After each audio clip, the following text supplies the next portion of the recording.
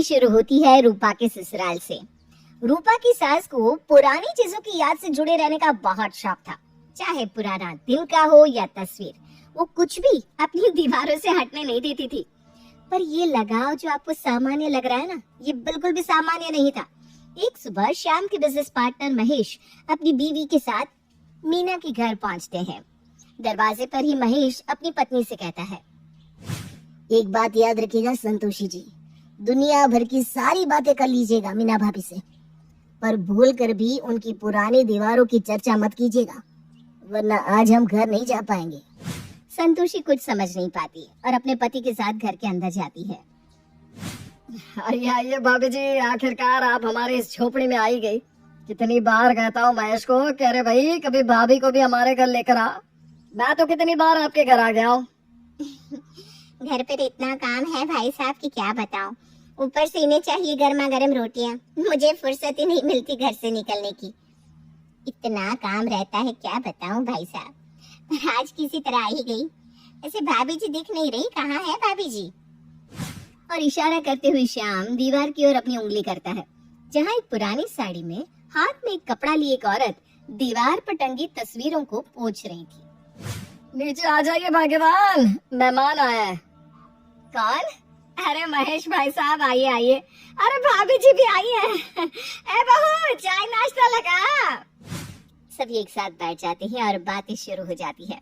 बातों ही बातों में संतोषी कहती है, एक बात बताइएगा भाभी जी, दीवारों पर इतनी सारी तस्वीरें, राज क्या है? संतोषी ये कह रही होती है कि महेश उसका हाथ दबा देता है। बोले दिया इसने, इसी का डर था मुझे, अब भाभी नहीं रुकने वाली। अरे ये दीवार, आपने ये दीवार क्या ही देखी, घर में ऐसी बहुत सारी दीवार है और किसी भी दीवार का एक कोना नहीं छोड़ा मैंने। चलिए आपको दिखाती हूँ। और संतोषी का हाथ पकड़कर मीना उसे एक एक दीवार की हिस्ट्री बताना शुरू करती है। वो देखिए, वहाँ सबसे ऊपर वो आपके भाई साहब के दादा के छोटे भाई की तस्वीर है। इनके कारनामों के बारे में क्या बताऊं मैं भाभी, सुनकर दंग रह जाएंगी आप। अच्छा, ऐसा क्या करते थे भाभी जी? अरे छत से छलांग लगा देते थे। आजकल तो कुर्सी से गिरने से लोगों की मौत हो जाती है, और वहाँ छत से कूदने के बाद भी शरीर का एक बाल भी टूट जाए, इनका मजाल है, फर्क ही नहीं पड़ता था इन्हें। अब उसके नीचे वाली तस्वीर देखिए, मैंने अभी जिनके बारे में आपको बताया ना, ये उनके छोटे बेटे हैं। एक पैर में 100 रोटियां खा लेते थे ये। 5 किलो क्या होता है भाभी, 5 किलो घी नाश्ते में खाते थे। घी तो इनके लिए दही बराबर था। अच्छा, इन महाशय का नाम क्या हुआ भाभी? अरे नाम तो देखिए, तस्वीर के नीचे लिखा हुआ होगा। इतने छोटे अक्षर है कि क्या बताऊं। मेरी आंखें भी अब बूढ़ी हो रही है तो मुझे साफ दिखता नहीं। अब वो छोड़िए, मैं आपको और बताती हूँ। ये बीच में 2 तस्वीरों की जगह मैंने खाली छोड़ी है, क्योंकि उनकी ना तस्वीर नहीं मिल पाई हमें। उस जमाने में इतनी फैसिलिटी भी तो नहीं थी कि एक बार फोन से फोटो खींचा और सेव हो गया। एक बार जो फोटो खिंचवाई सो खिंचवाई। एक बार मीना शुरू होती है तो बोलती जाती है। इसी तरह लगभग 1 घंटे का समय बीत जाता है। हो गया भाग्यवान, समझ गई भाभी जी, देख ली उन्होंने तस्वीरें। हाँ, कितना समझा कर लाया था संतोषी को कि पूरी दुनिया जहाँ की बात कर लेना भाभी जी से, पर इन तस्वीरों के बारे में कुछ मत पूछना। ये औरतें ना कभी अपने पतियों की नहीं सुनती। आज तो हो गया, बहू तो हमारे रात के खाने का इंतजाम भी आज यहीं कर ले। बाकी सभी के बीच हो रहे डिस्कशन से दूर मीना तो लगी रहती है। ये देखिए, ये हुए हमारे बहुत नजदीक रिश्तेदार, मेरे बेटे के दादाजी यानी कि मेरे ससुर जी। दोनों हाथों से खाना बना लेते थे और दोनों हाथों से खाते भी थे, इसीलिए उनके लिए 2 गोबर के गैस जलाने पड़ते थे। तस्वीरों का तो मैं समझ गई भाभी जी, पर ये पुरानी घड़ी, वो भी बंद घड़ियां तो घर में नहीं होनी चाहिए। अरे क्यों नहीं होनी चाहिए भाई, क्या बुरा हो गया मेरे साथ? ये मेरे ससुर के जो दादाजी थे ना, उन्हीं के कमरे की है ये घड़ी। एक रोज वो इस घड़ी पर वक्त देखे जा रहे थे और देखते ही देखते उनका ही वक्त थम गया और उसी वक्त ये घड़ी भी रुक गई। तब से ये घड़ी उनकी याद के रूप में मैंने अपने हॉल में लगा रखी है। इस तरह मीना का वही पुराण 100वीं बार सुनकर प्रिया किचन में जाकर अपनी भाभी से कहती है, कुछ कीजिए भाभी, वरना मम्मी का ये पुराण तो रात तक चलता ही रहेगा और इस सब में आपको बार बार मेहमानों को नाश्ता परोसना पड़ेगा। ये सुनते ही रूपा फौरन हॉल में आती है और अपनी सास से कहती है, मम्मी जी वो आपके कमरे में जो तस्वीर नहीं है क्या, उस पर ना मैंने एक दीमक चलता देखा, कहीं तस्वीर पर दीमक तो नहीं लग रही है ना मम्मी जी? है क्या?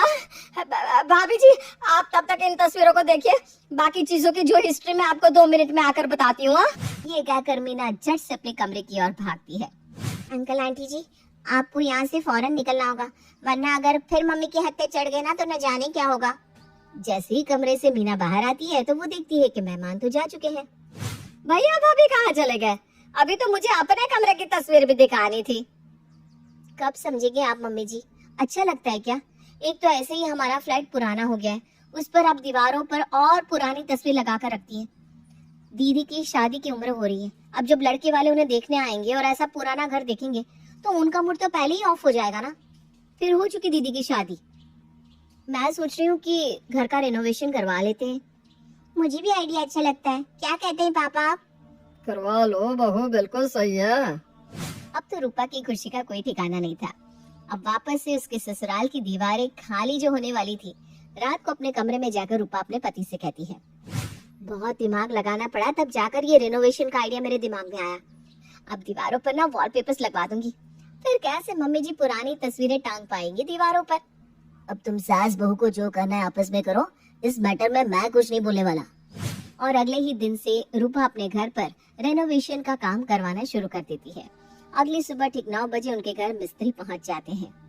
चलिए मम्मी जी जल्दी जल्दी अपनी ये सारी पुरानी चीजों को दीवार से हटा लीजिए, तब तो जाकर दीवारों की मरम्मत होगी, वरना इस बीच आपकी तस्वीर टूट गई तो। नहीं नहीं नहीं, ऐसा बिल्कुल नहीं होना चाहिए। बहुत रुक, मैं अभी फोटो हटवाती हूँ। 1.5-2 महीने की ठोक पीट के बाद पूरा फ्लैट अच्छी तरह रेनोवेट हो जाता है, दीवारें झगमगाने लगती है। ये है नए नए पेंट की खुशबू। अब लग रहा है ना ये मेरा ससुराल। पर मुझे तो कुछ कमी लग रही है बहू। खाले टीके की कमी तो है मम्मी जी, सही कह रही हैं आप। अरे नहीं बहू। और सीधा अपने कमरे में जाकर मीना सबसे पहले अपनी पुरानी घड़ी को लाकर दीवार पर टांग देती है। ये क्या कर रही हैं आप मम्मी जी? इस पुरानी घड़ी के कारण दीवार की शोभा चली जाएगी। कितने सुंदर कलर का वॉलपेपर लगाया है मैंने। आप इस घड़ी को रहने दीजिए, मैंने एक घड़ी ऑर्डर कर दी है मम्मी जी, वही लगाऊंगी मैं यहाँ पर। नहीं नहीं नहीं बहू, इस दीवार पर तो मेरी ये घड़ी ही लगेगी। मीना यही नहीं रुकती, वो वापस में अपने खानदान के सभी लोगों की तस्वीर लाकर दीवार पर लगाना शुरू कर देती है।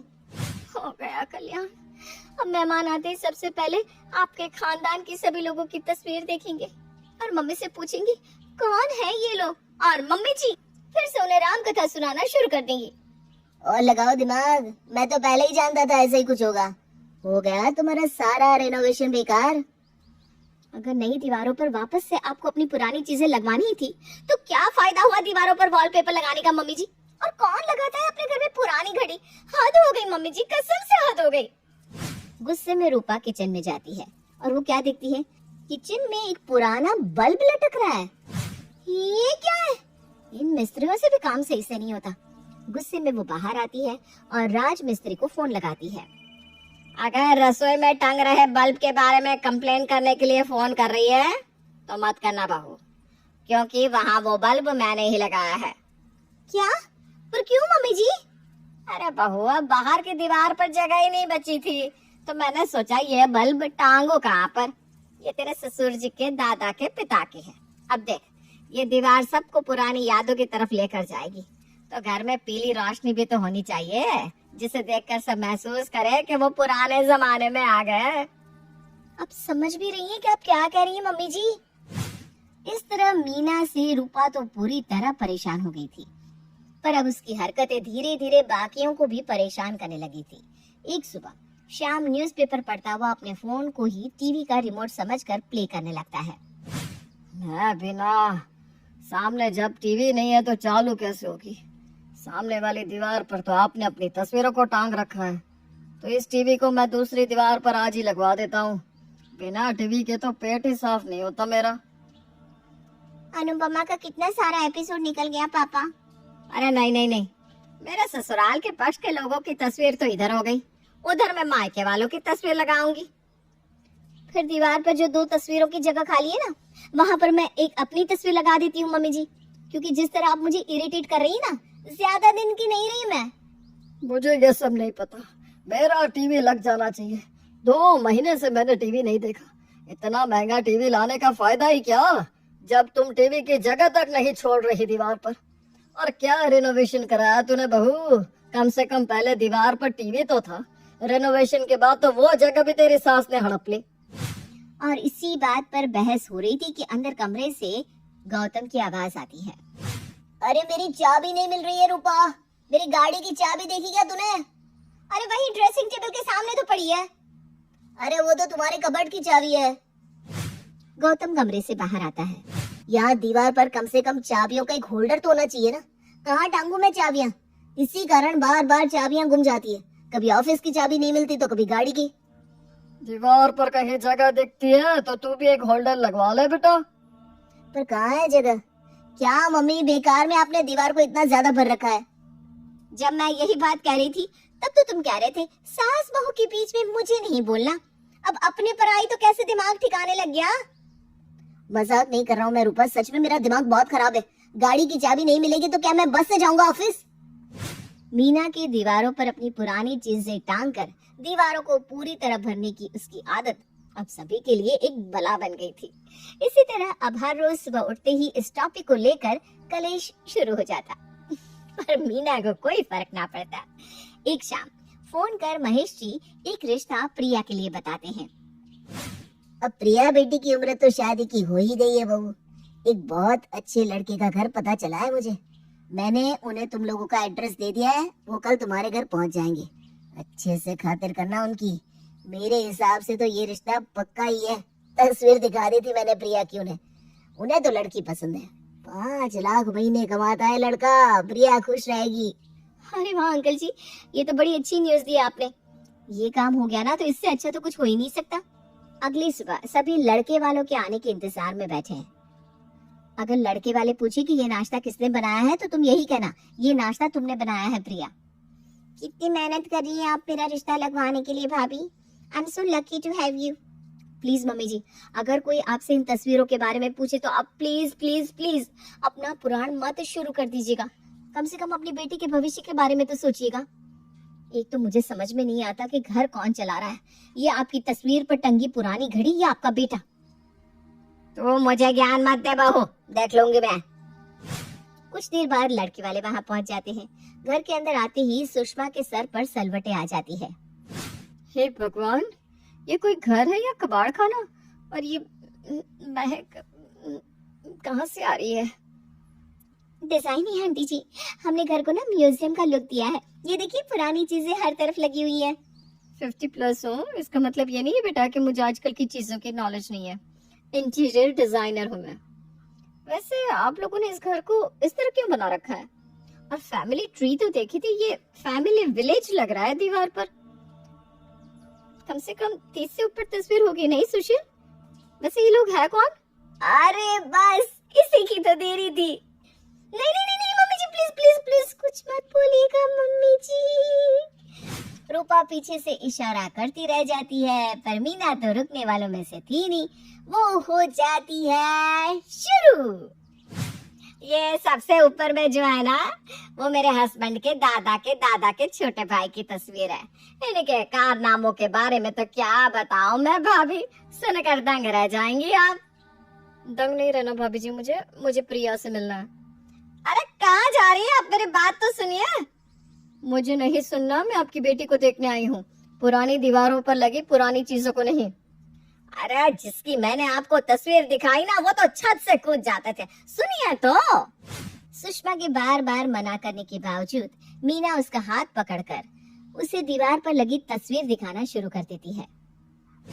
1 घंटे हो गए, न जाने क्या दिखा रही है आपकी मिसेस सुषमा को। जिस लड़की की माँ मम्मी को जबरदस्ती अपनी पसंद की चीजें दिखा रही हो, इस तरह बिहेव कर रही हो, उसकी बेटी से क्या रिश्ता करना पापा? टाइम वेस्ट कर रहे हैं यहाँ आप। चलिए यहाँ से। नमस्ते, हम चलते हैं। सुशील अंदर जाकर अपनी पत्नी को ढूंढता है, पर उसे कहीं अपनी पत्नी नहीं मिलती। नाराज मत होइए अंकल जी, आप प्रिया से तो मिल लीजिए। मम्मी तो यहाँ बेहोश पड़ी है पापा। लगता है इस आंटी की बातों से मम्मी को चक्कर आ गए। ऐसे भी बेचारी को माइग्रेन है।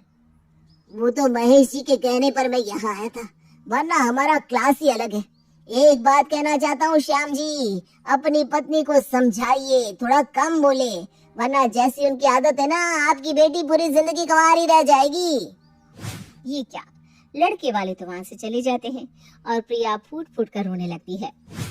पापी के साथ मेरी तस्वीर भी लगवाने की तैयारी कर लो मम्मी, मैं कसम खाती हूँ अब कभी भी आपसे बात नहीं करूंगी। 5 लाख कमाता था लड़का, 5 लाख। ढूंढ पा रहे थे क्या पापा मेरे लिए ऐसा रिश्ता? किस्मत से आया था वो रिश्ता और आपकी हरकतों से चला गया। अब सब मीना से इतने नाराज हो जाते हैं कि कोई भी मीना से बात करना ही छोड़ देता है। अपनी बेटी को हर वक्त रोता देख मीना समझ जाती है कि अनजाने में वो क्या कर रही थी। अगली सुबह जब रूपा अपने कमरे से बाहर आती है तो क्या देखती है, सारी दीवारें खाली पड़ी है। मेरे परिवार वालों से ज्यादा जरूरी नहीं है, पुराने पिक्चर हटा दिए मैंने, सारी तस्वीरें हटा दी, मुझे माफ कर दे बेटा। अरे टीवी तो लगाओ भाई फिर। और आखिरकार रूपा को अपने ससुराल की दीवार खाली मिल ही जाती है।